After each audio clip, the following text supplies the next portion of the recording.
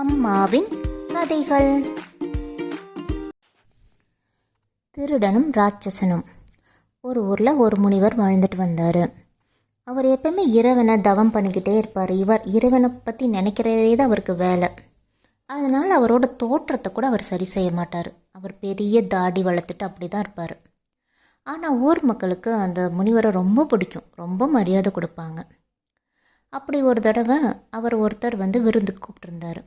முனிவரும் போய் அவர் விருந்து சாப்பிட்டோன்னே அவர், முனிவரே, உங்களுக்கு பசுன்னா ரொம்ப பிடிக்கும்ல, இந்த 2 கன்றுக்குட்டி உனக்கு தர்றேன், நீங்கள் வளர்த்துக்கோங்க அப்படின்னு சொல்கிறாரு.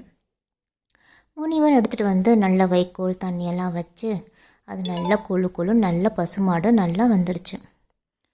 இதை பார்த்துட்டு இருந்த ஒருத்தனுக்கு எப்படியாவது இந்த முனிவர்கிற பசுவை நம்ம திருடிடணும் அப்படின்னு நினைக்கிறாரு. அப்படின்னு நினச்சிட்டு ஒரு நாள் திருடுறதுக்கு கிளம்புறாரு. நடுவில் ஒருத்தர் வர்றாரு. யாரப்பா நீ, இந்த ஊருக்கு நீ எப்போ வந்தா அப்படின்னு கேட்குறாரு. அதுக்கு சொல்கிறாரு, நான் ஒரு ராட்சசன், நான் மனுஷங்களாம் பிடிச்சி சாப்பிடுவேன் அப்படின்னு சொல்கிறாரு. இப்படியே 2 பேர் பேசிகிட்ருக்கப்ப 2 பேரும் ஃப்ரெண்ட்ஸ் ஆயிடுறாங்க. சரி, நீ இப்போ எங்கே போயிட்டுருக்க அப்படின்னு கேட்குறாரு.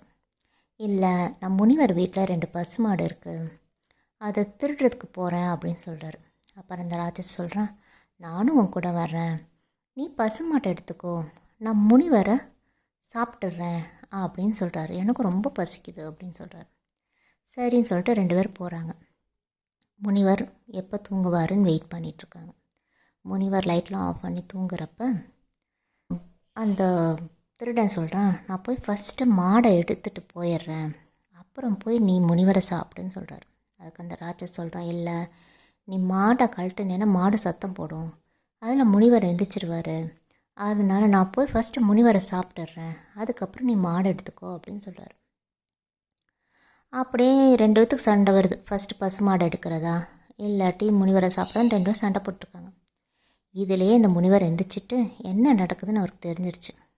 உடனே கடவுளை கும்பிட்டுட்டு, கடவுளே எனக்கு சக்தியை கொடு, ஏன்னா இந்த ராட்சசனைட்டு தப்பிக்கணும், என் பசு மாடுகளையும் காப்பாற்றணும்னு சொல்லிட்டு சாமி கும்பிட்டுட்டு வெளியில் போகிறாரு. வெளியில் போய் அந்த ராட்சசனை துரத்துறாரு. ராட்சசன் பயந்துட்டு ஓடிடுறான். அதே மாதிரி பக்கத்தில் ஒரு கட்டை இருக்குது, அதை எடுத்து திருடன் நல்லா அடி நடித்து விரட்டிடுறாரு. இதுலேருந்து நம்மளுக்கு என்ன தெரியுதுன்னா, நம்மளை விட பெரியவங்க, இறையருள் பெற்றவங்க கிட்ட போய் நம்ம எதையும் பறிக்கக்கூடாது.